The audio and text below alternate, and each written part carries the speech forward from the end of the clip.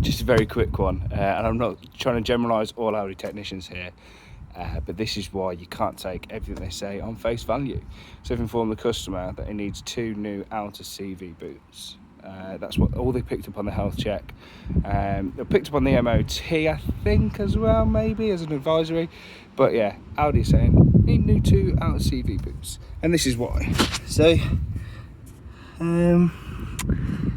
it's hard to see really. There's a tiny bit of leakage there.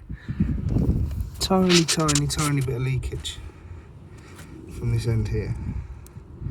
Just starting to come away from where it should be. What they didn't notice, and what it would have been really useful if they had noticed, so that I would have the parts with me, is that. The inner. And that is ruined and has been for a long time. So yeah, don't trust your Audi techs.